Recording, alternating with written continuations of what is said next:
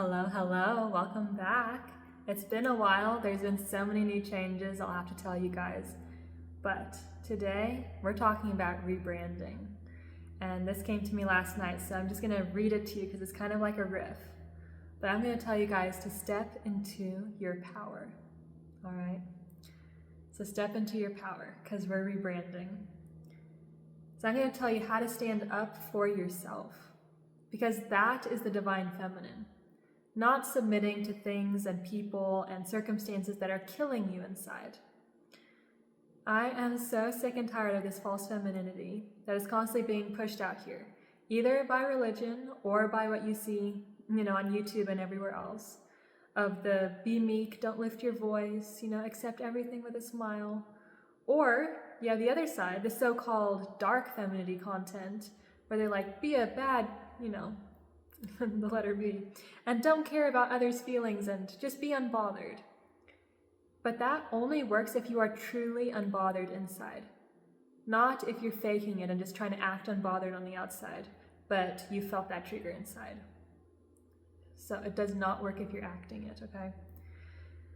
So as I was listening to my mentor say that, she was talking about that she's watched feminine energy get so watered down. And women being told to surrender, soften, submit. And even when what they really actually needed was structure, skill building, and safety. See, we need to discuss what feminine energy is, what the feminine actually is, and what it is not, and why some women are being miseducated into further trauma, and what this means for you, so that you can be free. Free from performance, free from confusion, and free from self-betrayal. Because we don't get betrayed by others, it's when we betray ourselves.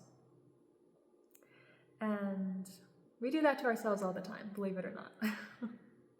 So, talking about feminine energy, do you actually even need it at this time in your life?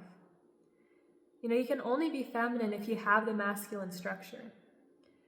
Because if you have a safe, stable masculine structure, okay, that's super important.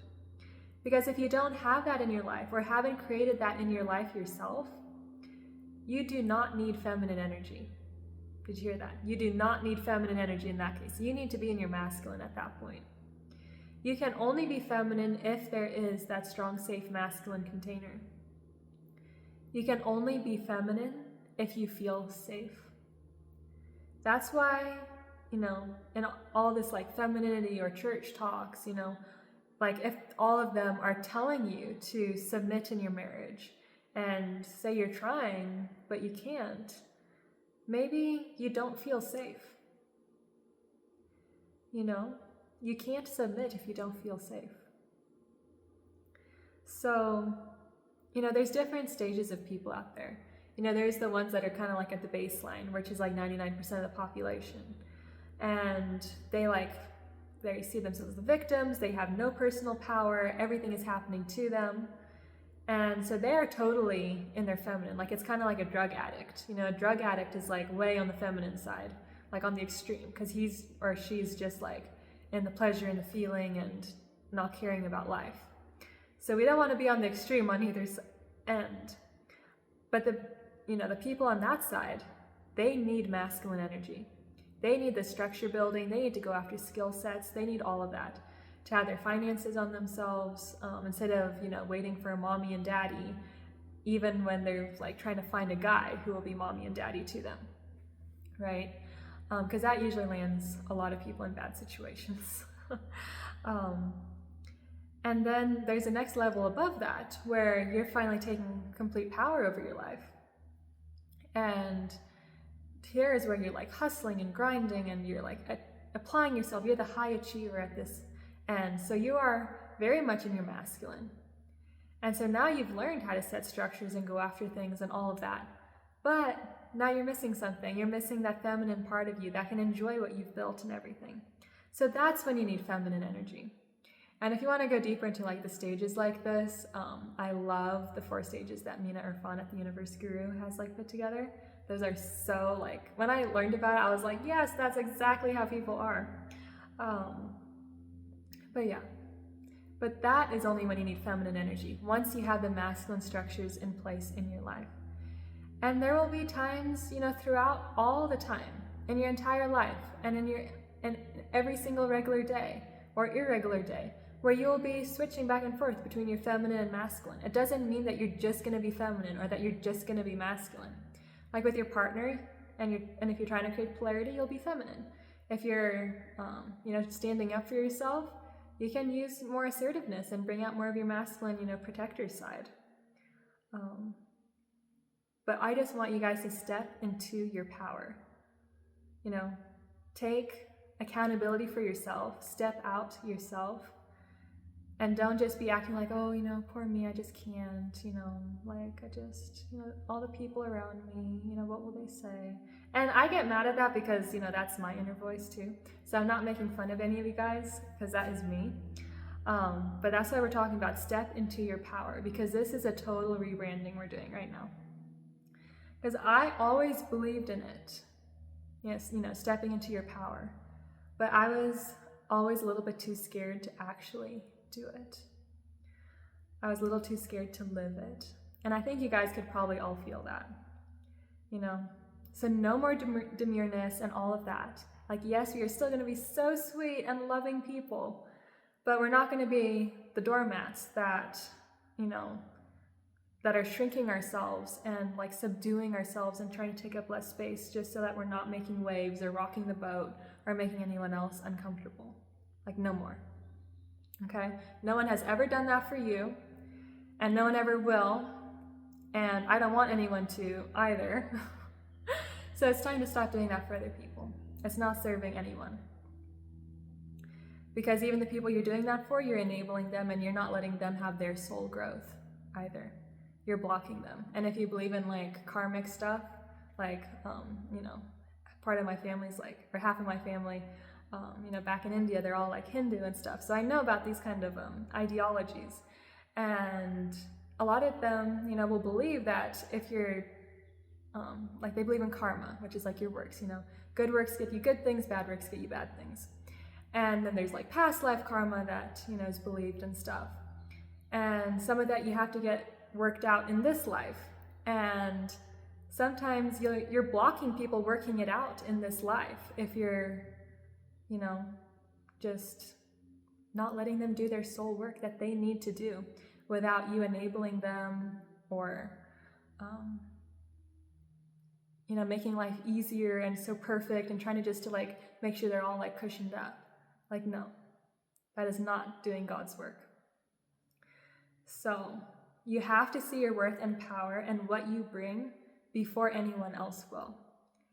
And there will be a few people, maybe one, definitely God, that will see your power before you do. But most of the time, you have to see your worth and power and what you bring before anybody else will.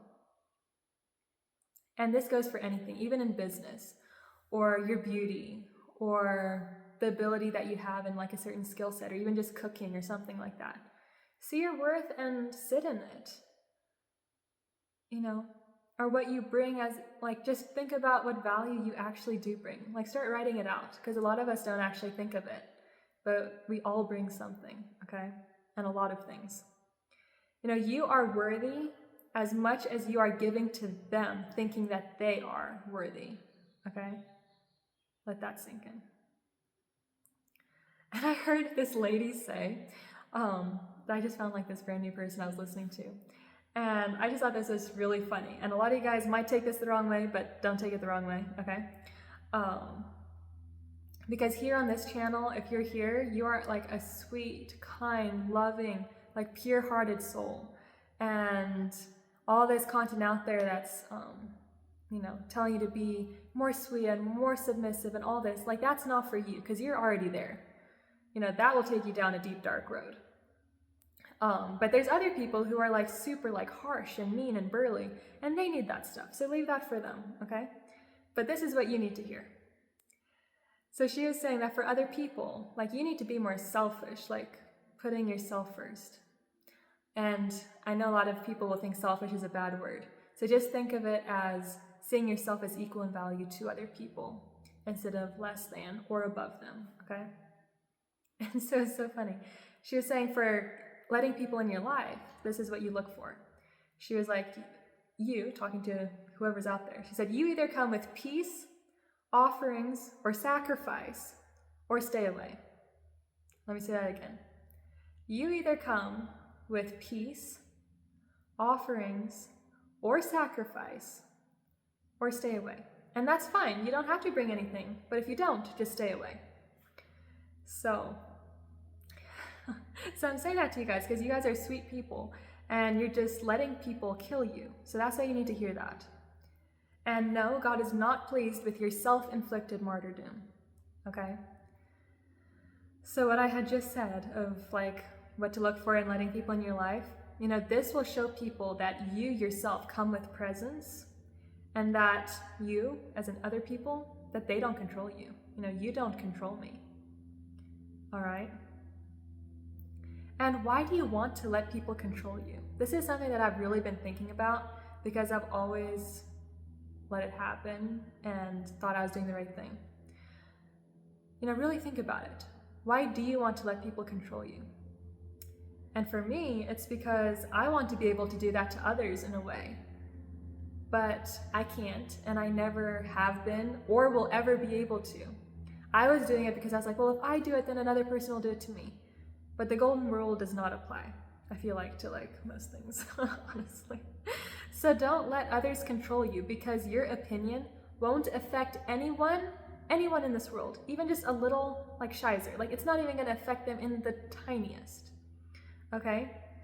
So since your whole thing of like, oh, well, I'm just gonna let this control because I wanna be able to have like a little bit of control or influence over my kids or over my husband or over these situations, like that's never gonna happen, okay? Like, yes, you can guide things, but you're never gonna be able to have the control that you want, that you're letting other people have on your life because you want to be able to have that control someday in your life, okay? So just don't let anyone's thoughts or opinions or wants affect you at all because your thoughts, opinions, and feelings and wants and desires don't affect them, period. It's a hard truth, and I'm sorry, but it's something we all have to learn, okay? These boundaries, these setting things up for ourselves instead of for other people all the time, all right? So, I hope you guys enjoyed that, and if you want to know more, check out my course, Divinely Favored. It's linked down below. It is so, so good. And definitely subscribe and leave a comment, and I'll see you in the next one. Bye.